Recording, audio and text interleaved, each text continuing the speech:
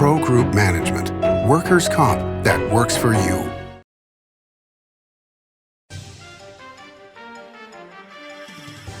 Welcome to Nevada Newsmakers. On the broadcast today, we have a stellar lineup on an all-pundit program with Bryan Wachter, Helen Foley, and Jesse Wadhams. It's all coming up next on an all-new Nevada Newsmakers.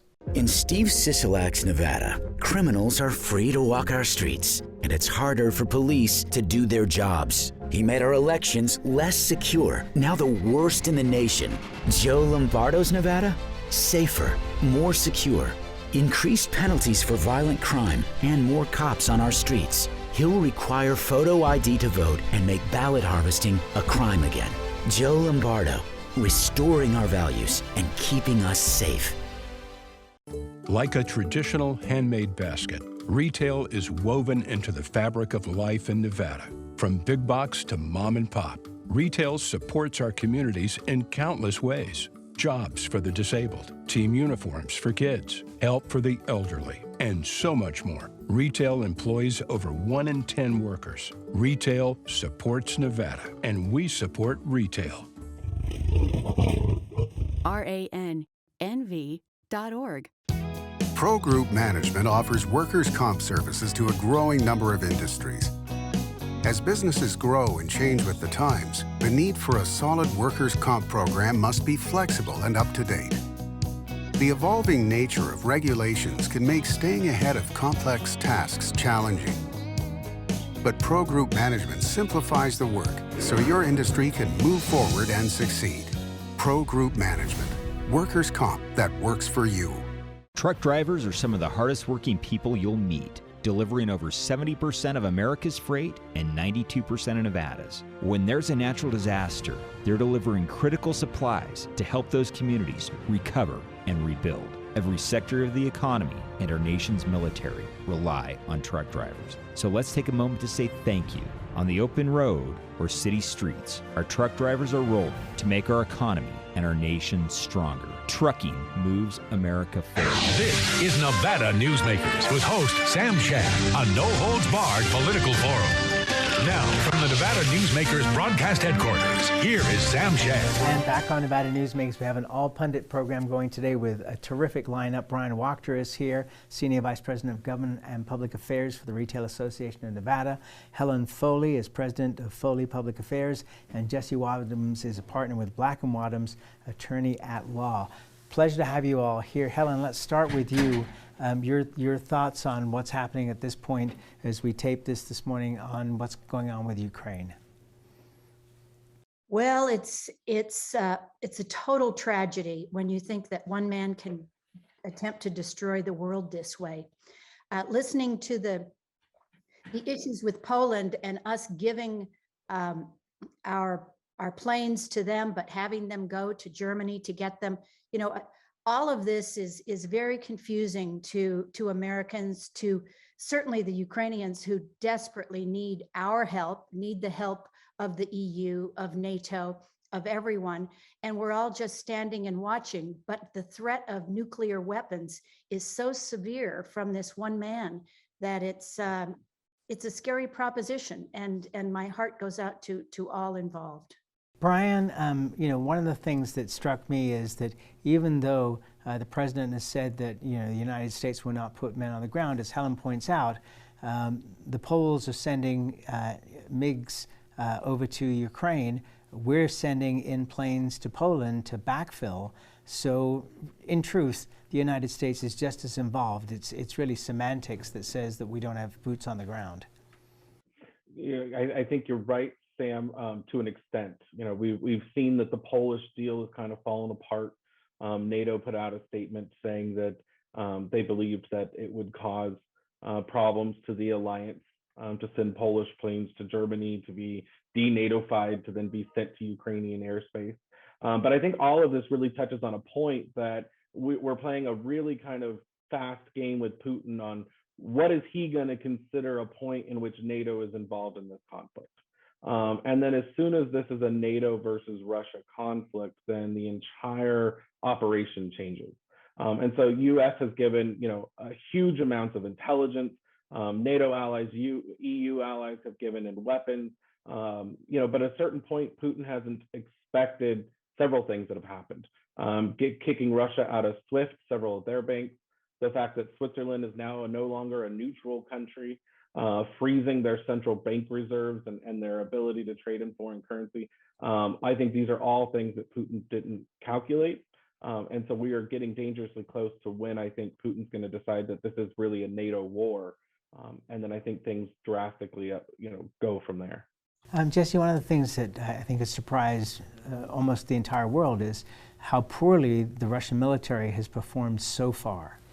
Well, I think you're exactly right, and I am no military expert, but I've read a bit about it, and you start to understand that they have been attempting over the course of the post-Cold War era to reform and change out their military, and had sort of created these ideas of a much more capable fighting force, and to see it sort of get bogged down relatively quickly against a nation that is much smaller is sort of, I think, quite telling. But it raises a question about at what point does either Putin overcommit and expand this problem, or somehow try to get out without but losing face. We're in such a fraught moment at this point with just how this is sort of bogging down in 2 weeks in at this point. So I don't know where the solution is going to lie, and I think Bryan makes a great point about when do we get perceived as being too involved. Well, the other thing. Sam, go ahead, Helen. With Russians on the ground, I saw a press conference the other day of 3 Russian military men talking about they thought that they were going in for some training. They have relatives in Ukraine. They had no idea that they were supposed to attack these people and destroy their country. They were hoodwinked by Putin. And I think a lot of the military from Russia felt that way. They did not have the information they needed, and they don't know what to do. And the other thing that is not really talked about very much at this point, because we're at an early stage of this, but to withdraw 130,000 troops from Ukraine back to Russia is not something that's going to take days. It's going to take weeks, if not months. You look at what happened with the United States and getting out of Afghanistan. It's going to be around for a while. Let's take a break. We'll come back and we'll talk about some of the ramifications in the United States for this, and especially in Nevada. We'll be right back. Can't do it. Stupid, like my mom. We can't do anything at Mommy's because you won't pay child support. Dad said you cheated, and he's not even sure he's my dad. Mommy said you left both of us, so she isn't gonna let me see you. I look just like my father. I'm divorce attorney Marilyn York, and I may represent men, but hate has no gender, only casualties. Please, stop sacrificing your children in your war against your ex. Before the masks, before the distancing, before the world changed, UMC was ready.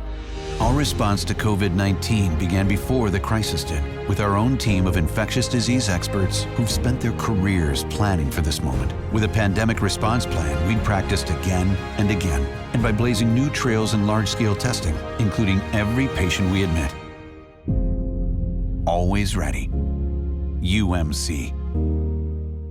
In Steve Sisolak's Nevada, criminals are free to walk our streets, and it's harder for police to do their jobs. He made our elections less secure, now the worst in the nation. Joe Lombardo's Nevada? Safer, more secure. Increased penalties for violent crime and more cops on our streets. He'll require photo ID to vote and make ballot harvesting a crime again. Joe Lombardo, restoring our values and keeping us safe. As you know, Reno is booming. Toll's development company is helping it grow with insightful design and development, building community with every project, adding beauty, adding excitement, emphasizing our shared humanity.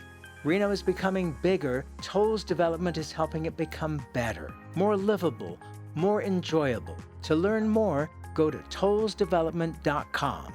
tollsdevelopment.com. This is Nevada Newsmakers.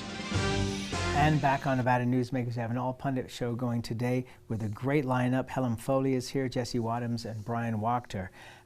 So Jesse, let me start out with you first here. Gas prices going through the roof.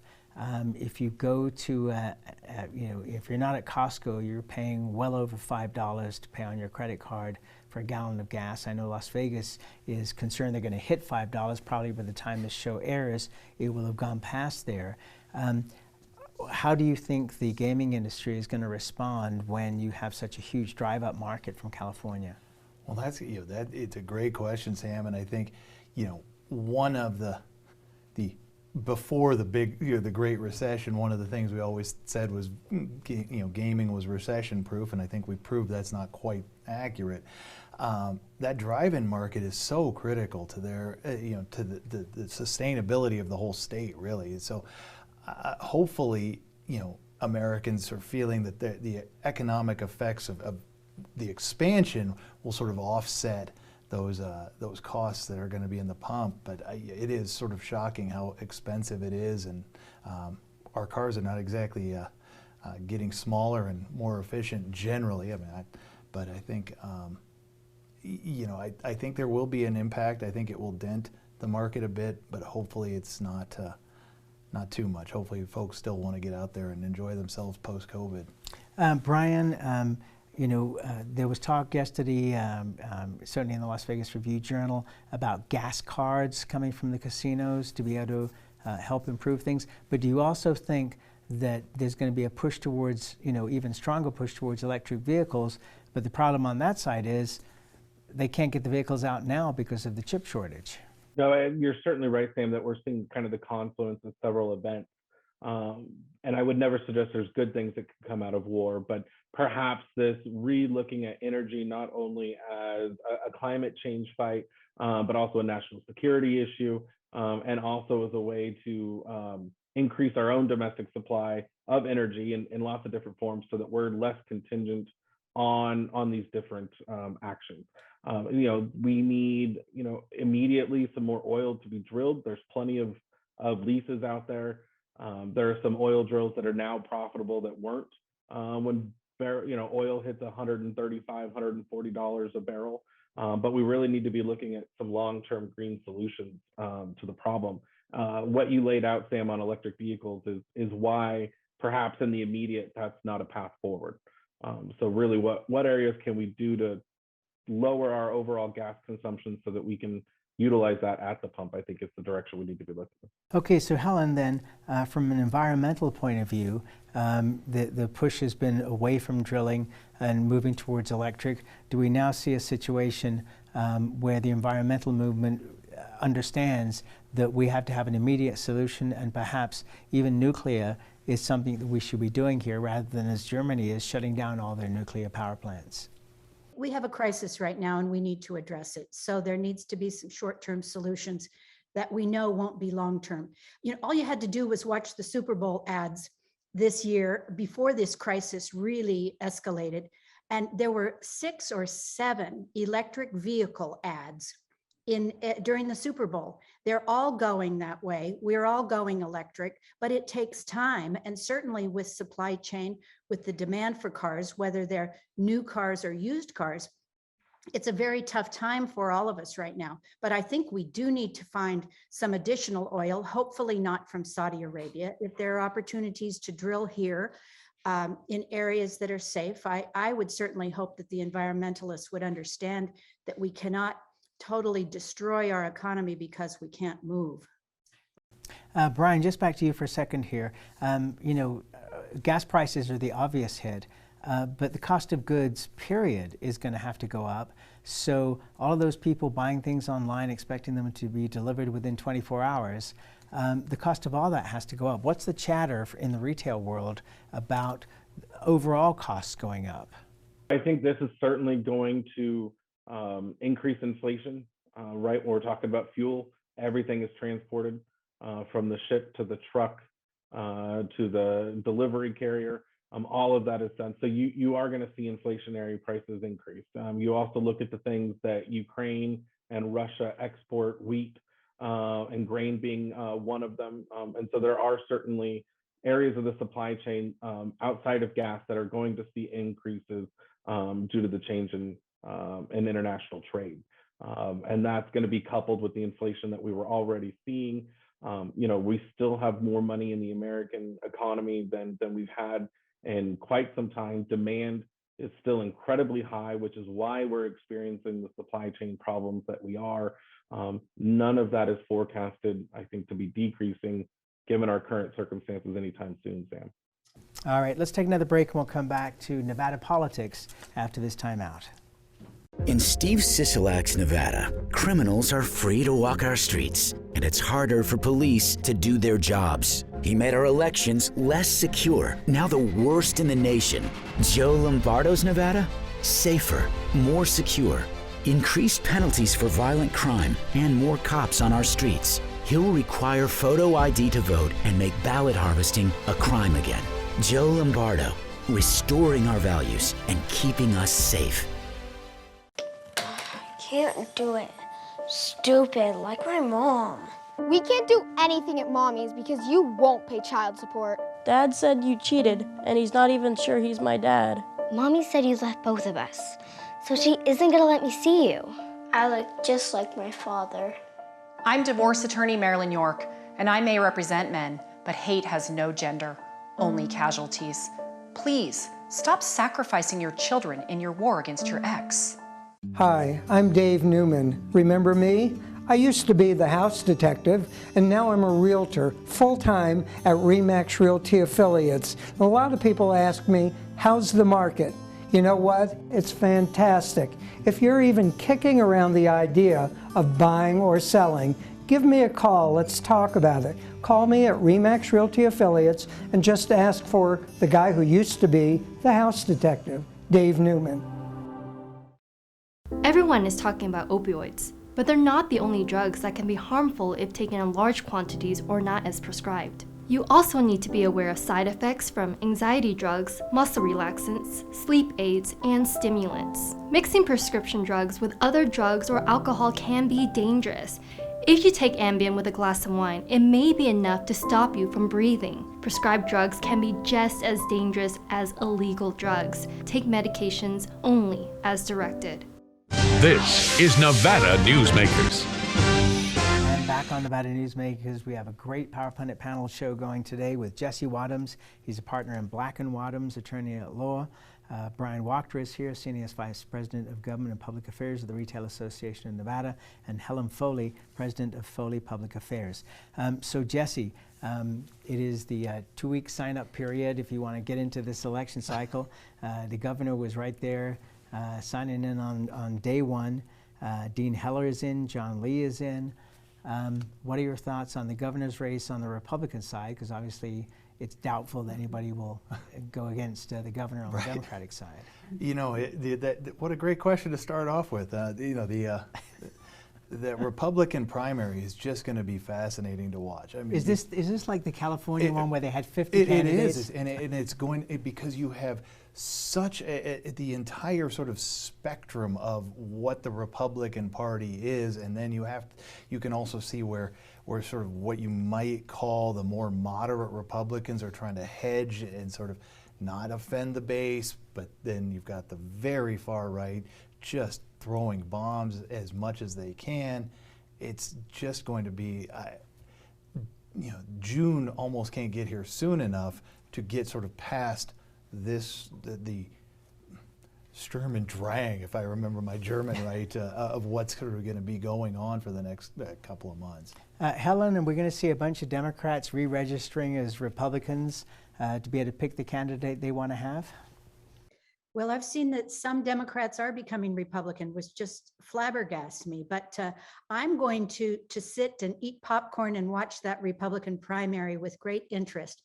I hope they bloody each other up, but it's going to be hard to have a voice and to stand out. I don't blame Lombardo at all. I would sit back and not participate at this point. He's going to have to come out though at some point. He did this when he ran the first time for sheriff as well. So he's going to have to express his views, and they'll all try to beat him up.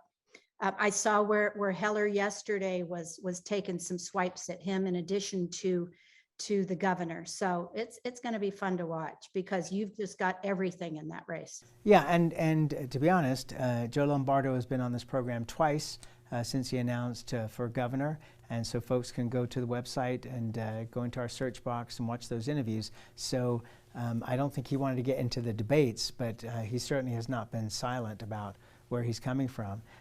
Bryan, your thoughts on where this is at this moment? Well, I think you've got one candidate who's obviously really well funded and is the front runner for that reason. And you've seen some of the other candidates not quite have enough money to go up yet and actually start what I would say is a robust campaign. So after filing it into April, as it becomes, I think, financially available to some of these other candidates, I think we're really going to start to see that race heat up. I would suggest that no one has really gone after the sheriff in a way that I think you would expect from a traditional campaign. And so I think there's going to be a lot of pressure there to respond to that, overcome that, and then prove that he's ready to handle the general election, where I think the governor is going to face significant challenges. So I really think it's a race we haven't even seen start yet, Sam. Okay, so Jesse, as Bryan alludes to, and pretty much every newspaper story says, is the governor is in for a difficult re-election campaign. At the same time, he's got over $8.5 million sitting in that campaign chest, and that doesn't include the PAC money that he has. $8.5 million will certainly help soothe any wounds that he may. Do you think he can spend all of that on his campaign, or is that a big chunk of that going to end up going to help other candidates? I would imagine, and there are plenty of campaign consultants that know this stuff better, but I would imagine that he's going to be spending that around with other candidates to get out messages, probably upstream and downstream, up to Senator Masto, to the extent that they can sort of have a coordinated Democratic message across all of the campaigns, because I think it is going to be a challenging environment for Democrats to run in. I think folks are, with the shutdown, with the pandemic, with gas prices, all of these things are going to play into the pocketbook politics that do drive people to the polls and sort of make people react. And so it's not just the governor, but all Democrats up and down the ballot are going to have to justify, particularly in Nevada when they have all the levers of government, why we should be reelecting them. And I think that money is going to go to a coordinated campaign about that message. Helen, I think you might want to respond to that. Well, I do. Thank you. Up until just recently, Team Reed has been the real power player in this state and developing the coordinated campaigns for all of the Democratic candidates. And it has been so effective in the last 2 decades because of Senator Reed. We'll see how strong Team Reed continues to be. We've got a problem between the Democratic Party, which is more inclined to go with the Bernie people, and then the mainstream, which is still Team Reed. So I believe that the governor will be straddling both, not wanting to offend either side, because he needs all Democrats and many independents to vote for him. So, but I think that Team Reed will still be very strong in this election.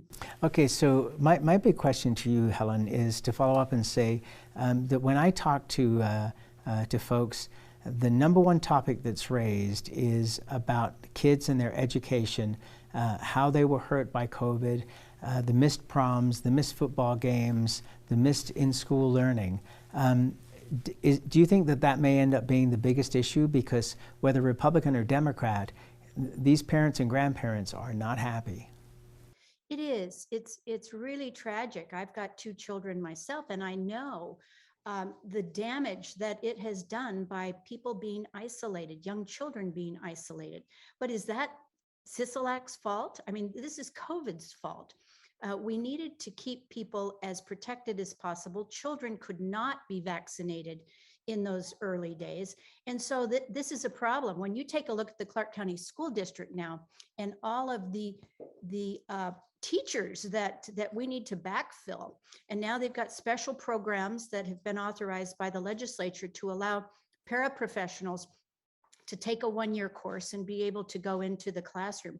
We have a crisis And it is something that people will be voting for or against. But I have to ask you, does Joey Gilbert have a better answer for that?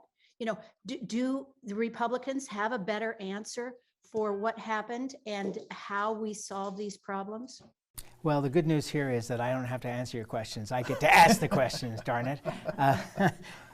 Bryan, based on what Helen said, to take it seriously here, you know, whoever's in power gets to live with whatever occurs during their time in office. So if you're lucky enough to inherit good times, then you get the benefit of that. If you're unlucky enough to be in during bad times, you get to inherit that.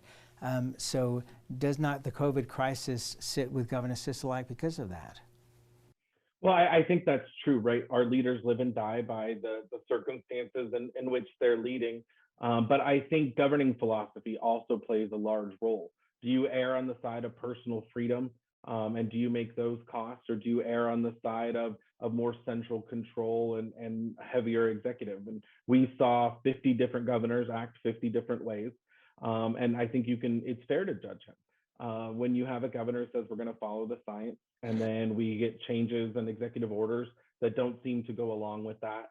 When we have an OSHA department that seems a little overzealous on hurting businesses who are living through the same pandemic everyone else is, that makes life more difficult, I think, for citizens in Nevada. So I think criticizing and critiquing the governor on how he responded to COVID is not only appropriate, it's necessary. And I think the citizens will have to decide, do you want to go through that again? And I agree with Senator Foley. It is up to the Republicans to make the case that there was an alternative solution, that there was an alternative path. And I really hope they start making that case. And that's where we have to leave it. Thank you all so much. A great show. Really appreciate you all being here, and we'll be right back. Hi, my name's Marilyn Miner, and I'm sure you'd agree that Nevada's a very special place to live. I was born here, and my husband and I have raised our family here. I feel it's a privilege to live and work in the Truckee Meadows.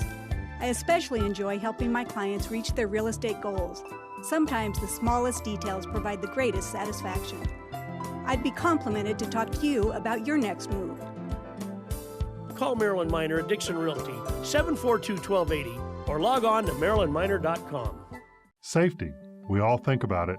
You think about it when he buckles in, when you check your mirrors and put away your phone. RTC thinks about safety too.